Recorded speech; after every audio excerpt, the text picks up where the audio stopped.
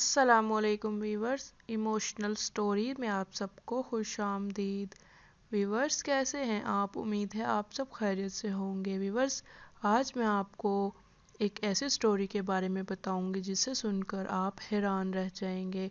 तो वीडियो को देखते रहिए और साथ मेरे चैनल को सब्सक्राइब कर दें और घंटी के निशान को ज़रूर प्रेस कर दें और मेरी वीडियो को लाइक और शेयर लाजमी कर दिया करें ताकि दूसरे लोग भी इससे फ़ायदा हासिल कर सकें।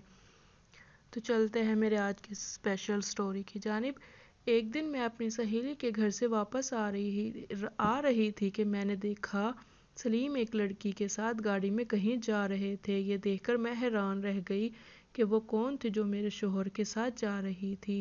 वो आधी रात के बाद घर आए और मैं उनके इंतज़ार में जागती रही। सलीम देर घर आने की वजह पूछी तो मुझ पर गुस्सा हो गए। तुम्हें कोई ज़रूरत नहीं मुझसे पूछने की, आइंदा इस मौजू पर बात नहीं करना। मेरी मर्ज़ी, मैं जब मर्ज़ी घर आऊँ, जब मर्ज़ी बाहर जाऊँ। तुम कौन होती हो मुझसे पूछने वाली?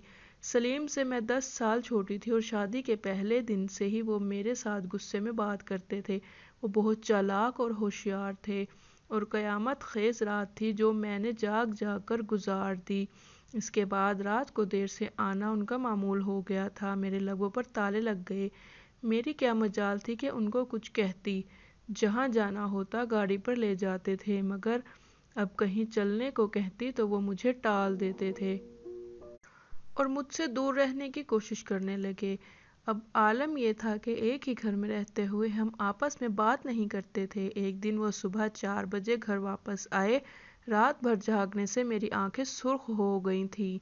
मैंने गुस्से में ये कह दिया, अगर आप वो किसी लड़की से मिले तो मैं अब्बू को बता दूंगी।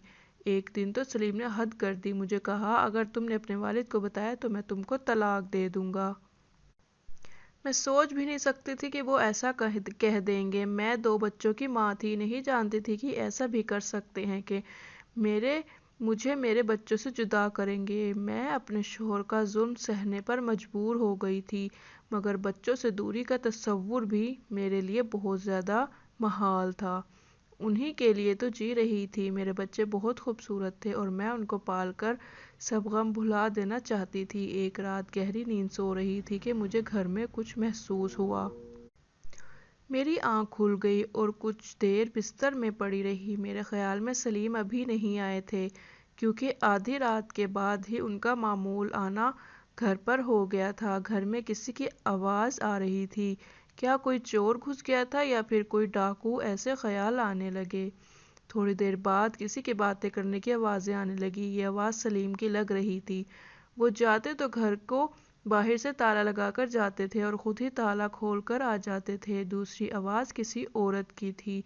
जब मैंने जाकर देखा तो दूसरे कमरे में गई। वो मैंने एक औरत को देखा, वो जो कि मेरे शोहर के साथ बातें कर रही थी। जाने मुझे, मैं अपने हक के लिए इतनी ताकत कहाँ से आ गई कि मैंने जूता उठाकर इस औरत को मारना शुरू कर दिया। सलीम तो गुस्से में आ गए। सिर्फ मर्द जालिम नहीं होता, कसूर औरत का भी होता है। समझ में ना आया कि यहाँ पर मेरा कसूर था। इस तरह रात के अंधेरे में किसी गैर औरत को लाना जायज़ था। क्या इस पर भी बीवी को खामोश ही रहना चाहिए था? इसके लिए मैं ये बात समझ ना पाई। सलीम का गुस्सा काबिल दीद था। कहा कि अभी और इसी वक्त मेरे घर से निकल जाओ।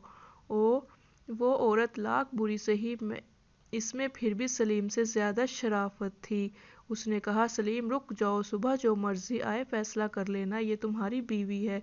इस वक्त इसको घर से ना निकालो। ये कहकर वो दरवाजे के आगे खड़ी हो गई और उसने मुझे घर से कदम ना निकालने दिया। उस वक्त सलीम तो जल्लाद बन गए थे।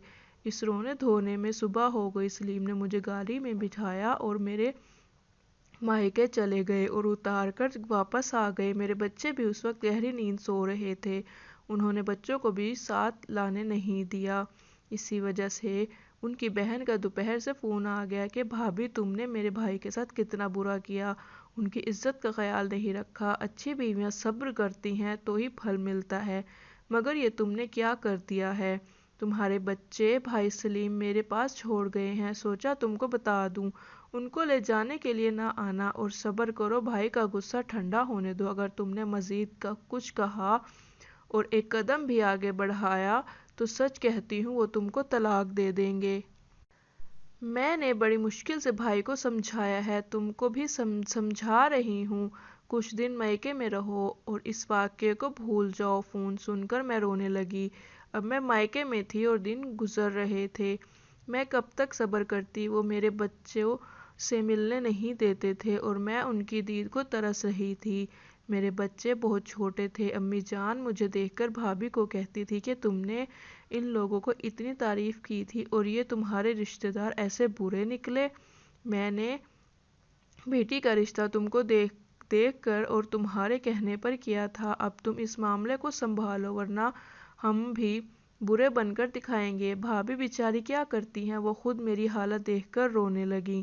آخرکار انہوں نے سوچا کہ کسی طرح اس عورت کا پتہ کرنا چاہیے کہ وہ کون ہے جس کی وجہ سے سلیم نے ایسا کیا ہے۔ میاں بیوی کے مقدس رشتے کو بھی اس کی نظروں میں اہمیت باقی نہیں رہی۔ بھابھی میکے گئی اور اپنے بھائی کے ذمے یہ کام لگا دیا۔ ان لوگوں نے پتہ کیا تو معلوم ہوا کہ سلیم کے ساتھ جو عورت رہتی ہے اس کا نام نیلوفر ہے، وہ ایک کوٹھے والی کی بیٹی ہے۔ اس لیے میں نے بھابھی کو یہ واقعہ بتا دیا تھا کہ وہ عورت لاکھ بری ہی سہی لیکن میرا جوتا پڑنے پر بھی اس نے رات کے وقت مجھے گھر سے نکلنے نہیں دیا، جبکہ سلیم مجھے گھر سے نکالنے کی کوشش کر رہا تھا۔ اس کا یہ مطلب ہوا کہ اس عورت کے دل میں انسانیت ہے۔ اسی وجہ سے میری بھابھی کو خیال آیا کہ اس عورت سے مل کر اللہ کا واسطہ دینا چاہیے کہ وہ ہم کو برباد نہ کرے۔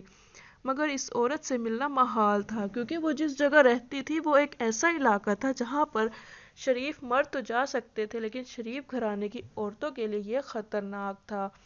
میری بھابھی نے ہمت کر کے اس علاقے میں جانے کی کوشش کی اور وہ چلی گئی اور نیلوفر کو سمجھانے اور میری خوشیوں کی بھیک مانگنے کے لیے گئی تھی۔ بھابھی نے نیلوفر کو بہت تلاش کیا لیکن نیلوفر وہاں نہ ملی۔ ان کو وہاں سلیم بھائی نے کسی کے ساتھ باتیں کرتے ہوئے دیکھ لیا تھا اور نیلوفر کے گھر کا پتہ بھی پوچھ رہی تھی۔ سلیم تو ویسے ہی موقع کی تلاش میں تھے۔ انہوں نے بھائی جان کے دفتر جا کر ملاقات کی اور ان کو بتایا کہ تمہاری بیوی کو کل میں نے وہاں دیکھا جہاں ان کو دیکھنے کا تصور بھی نہیں ہوتا۔ ان کو سلیم کی بات کا یقین نہ آیا مگر وہ قسمیں کھا رہے تھے۔ تو وہ یہ سب باتیں سن کر گھر آئے اور بھابھی کو کمرے میں بلایا، پوچھا تم وہاں کیوں گئی تھی؟ پہلے تو ڈر کے مارے انکار کیا لیکن جب بھائی نے قسم کھانے کو کہا تو انہوں نے سب کچھ بتا دیا۔ بھائی کو بھابھی کی باتوں پر یقین آ گیا۔ جب سلیم کو اس بات کا پتہ چلا کہ بھائی کو سب باتوں کا پتہ چل گیا ہے تو انہوں نے اگلے دن طلاق کے کاغذات میرے گھر بھجوا دیے اور ساتھ کہا کہ میں نے دوسری شادی کر لی ہے اور اب تم اپنے بچوں کو ملنے کبھی اس گھر میں نہ آنا۔ آج تک کے لیے بس اتنا ہی، ملتے ہیں میری نیکسٹ ویڈیو میں، تب تک کے لیے اللہ حافظ۔